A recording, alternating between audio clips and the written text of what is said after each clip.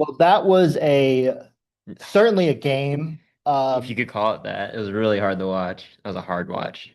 This was one of those where the most interesting thing that happened was the pregame warmups Yeah. and the postgame interviews, Yeah. which for a rematch for the 2022 finals, Sad. A little sad. pretty, yeah, let's just, You want to go good news or bad news first? Because the good news is pregame, and the bad news is postgame. Where the negative tones are where postgame. Steph Porzingis comes back, and that's like a footnote Yeah. in this game. That. Yeah. Yeah.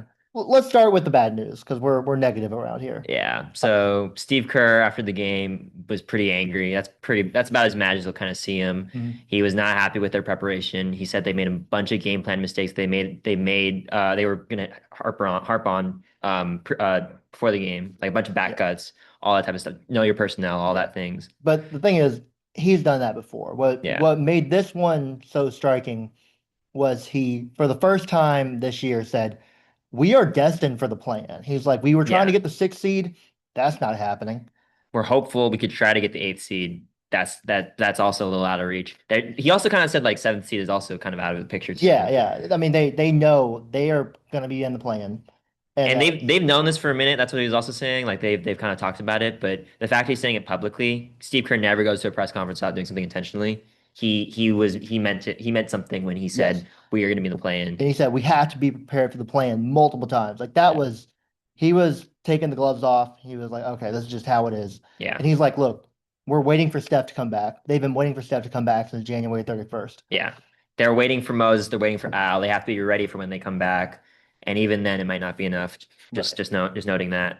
But he was pretty forceful. Like we asked things like, how can you build better habits? What does building better habits look like? Mhm. He basically went in on all these basic things that they weren't doing. Yes. Things that you would hope the team Yeah, is doing by this point of the season. yeah, Um, that's the bad news. Well, not even the bad news. That's just reality. yeah, That's just him embracing reality at this point. yeah. Um, Or it seems like I think it feels like to me he's trying to pull on a lever because he said it himself. Like they're still playing with effort. yes. Like they're still Yeah, they're playing trying. hard. They're playing hard. It's just not resulting in anything. And at a certain point, it's not cute to like just lose the Knicks by three, you know? Yeah. But you actually have to make some results and have some results Yes. other than just the Wizards.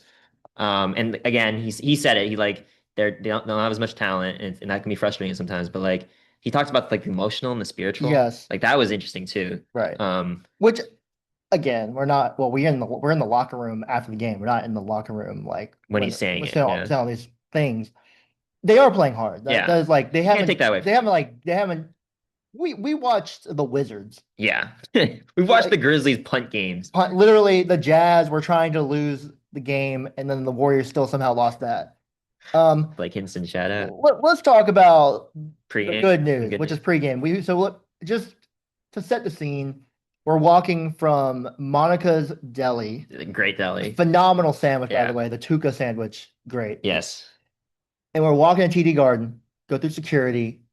We got there Well, a little early because we were got kind of just hanging around. about 3 hours early. So it's like Yeah. 4 p.m. and we're walking by the court. And there's an opening to the court. Yeah. And out of the corner of your eye, what do you tell me? I'm like, that's Steph? Is that Steph Curry right there? Because we saw him at shoot around and he was kind of just going through the motions there. Hmm. So we're like, oh, he was on the court. That's Yeah. cool. But we were walking by and we're like, that's definitely Steph Curry. And my head whipped around at 195 miles per hour, faster than a Paul Stevens fastball. Yeah, and we walked as fast as we could to see what's happening because I was definitely him in the corner of my eye. Yeah. And he's going through shoot around, or he's shooting around doing shooting drills. Yes. He's doing his routine, like his pregame routine. Not that he's going to play tonight. Right. Through with Bruce Frazier, Q. And he looks good. He looks He good. He looks looks he, really good. he was doing things game speed. From what I saw, I had to leave for a minute, but standstill shots, off movement, did Knee some looked good, knee I looked thought. good. Uh, for context, we asked Steve about it pregame, and he's like, he'll be reevaluated on Saturday. Yeah. The details we do know because Shams reported this. He'd gotten a PCP injection into his knee. Right now, there's no inflammation. Like he's saying that the inflammation has gone down, which is why he's been ramping up the workload.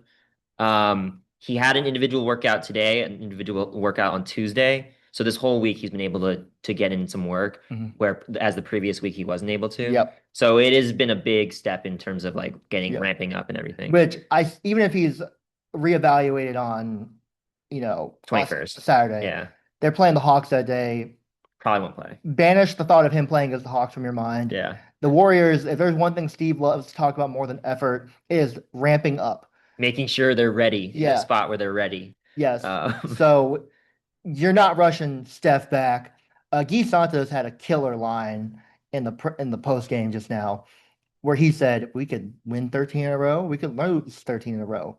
we're We're gonna be in the going to play. be in the play-in. So That was pretty. I mean, that's what I've been saying to Joseph this whole fucking yeah, time, and Joseph's been saying back to me. There's no way they can fall out of the play-in because the yes, Grizzlies are out tanking them, uh, and there's no way they can get up out of right. the play-in. And Dallas doesn't want to win. Dallas does not want to. Dallas is down 10 Yeah, games to them. they're Which stuck in the play-in. They're in NBA purgatory, which it's not a great place to be in. unless they lose in the first game and they're in the lottery and Got a chance at the the 11th lottery pick. gods smile upon them, possibly.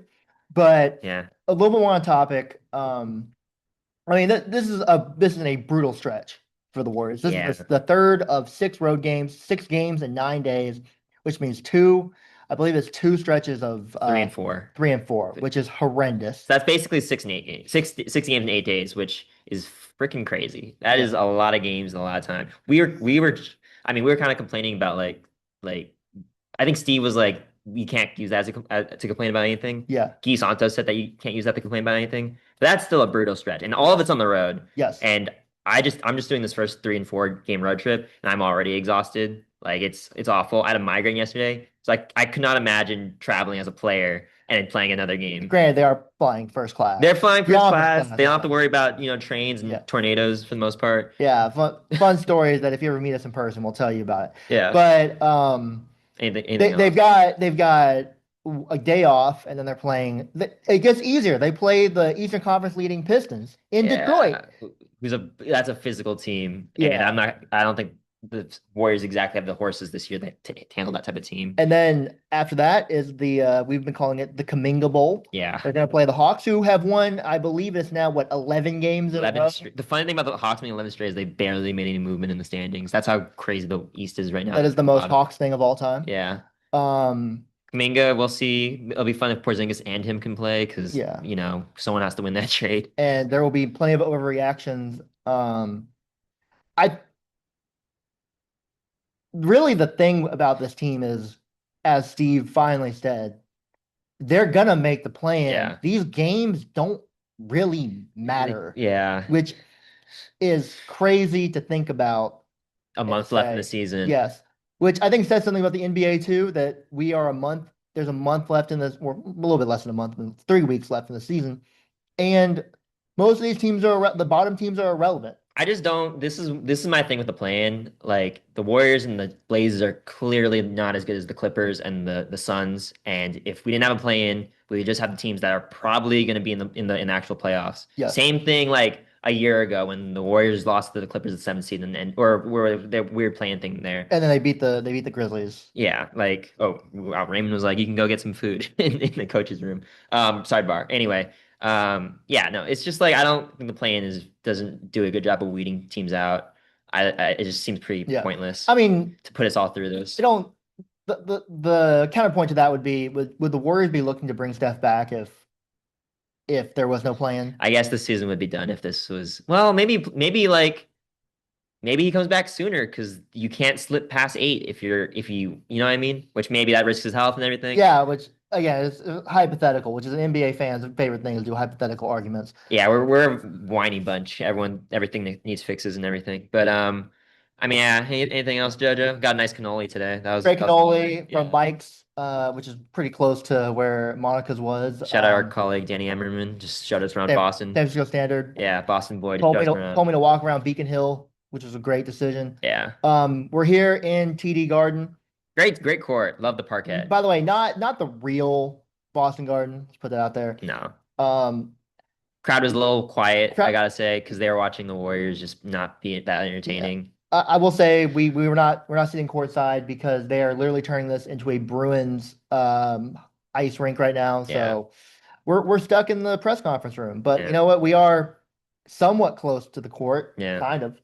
But yeah, Mm. until I guess 2 days from now, we'll see about I'm probably zooming in on that next one. zooming in on So that one. Yeah, not a lot of positivity here. Oh, you know what? Let's throw it out here. Kristaps Porzingis didn't shoot very well. Returned to Boston, had a nice tribute video.